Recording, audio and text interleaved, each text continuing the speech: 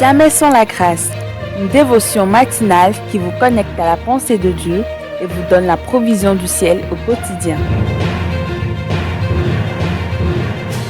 Bonjour chers amis, chers internautes, chers téléspectateurs, nouvelle journée, nouvelle provision.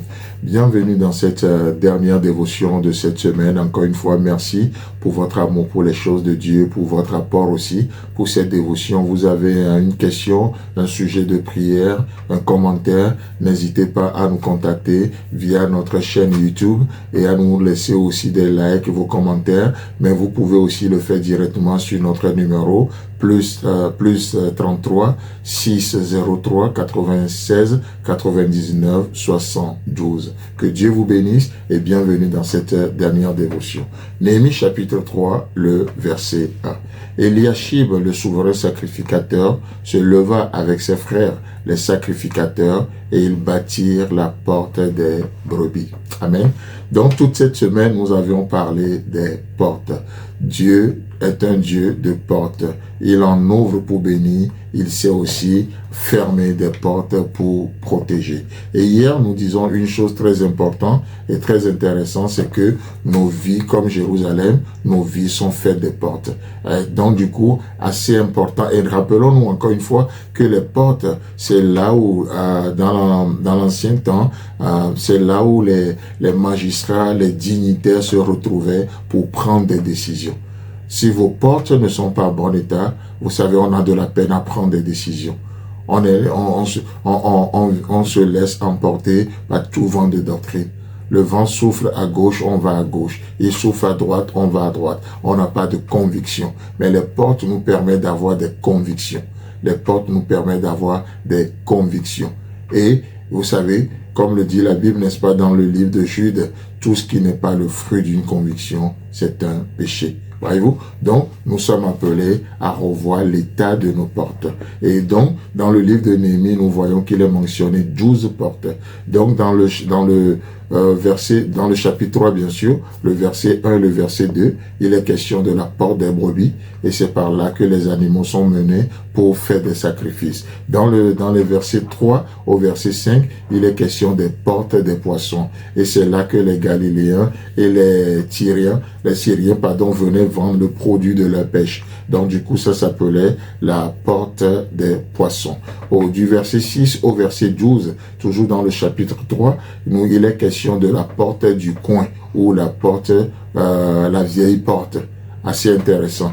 Au verset 13, il est mentionné la porte de la vallée. Au verset 14, la porte du fumier. Du verset 15 au verset 25, la porte de la source. La porte de la source. Au verset 26, la porte des eaux. Au verset 28, la porte des chevaux. Au verset 29, la porte de l'Orient. Le verset 31, la porte de Mifkad ou la porte de l'inspection. Et la dernière porte, et voilà, donc ça fait les 12 portes. Et au verset 32 du chapitre 3, nous voyons qu'il est revenu sur la porte des brebis. Donc le chapitre 3 commence au verset 1 par la porte des brebis et jusqu'au dernier verset du chapitre 3, le verset 32, qui nous ramène à la porte des brebis. Là, comme on le dit, la boucle est bouclée. Le tour est fait. L'œuvre est accomplie. L'œuvre est accomplie. Et vous voyez, donc les 12 portes sont mentionnées ainsi. Et lorsque nous lisons dans le livre d'Apocalypse, qu'est-ce que non, ça c'est plutôt, j'ai parlé de 10 portes. Et un peu plus loin, nous voyons 2 autres portes qui sont mentionnées. Dans le chapitre 8 au verset 16, nous voyons qu'il est parlé de la porte d'Éphraïm. Et dans le chapitre 12 au verset 39, il est parlé de la porte de la prison ou la porte de garde. Voyez-vous? Et donc plus tard, nous verrons que dans l'Apocalypse, ces 12 portes sont revenues encore.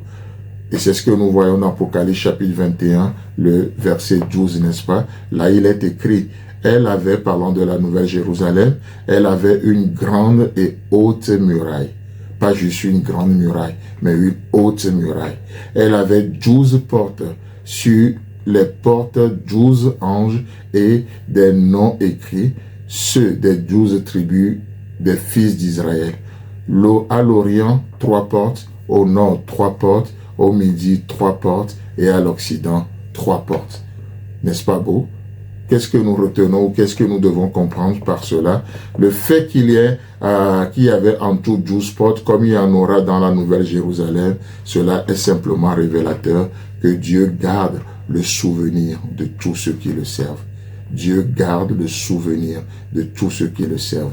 Et un livre de souvenirs est ouvert encore aujourd'hui. Chers amis, chers internautes, que Dieu vous bénisse. Nous vous souhaitons un agréable week-end et Dieu voulant, on se retrouve la semaine prochaine. Si vous avez aimé cette émission, parlez-en à vos amis.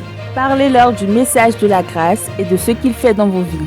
Pour un sujet de prière, une question ou pour devenir partenaire, contactez-nous au 00229 94 75 80 20. Que Dieu vous bénisse et à la prochaine. En attendant, pensez avec Dieu.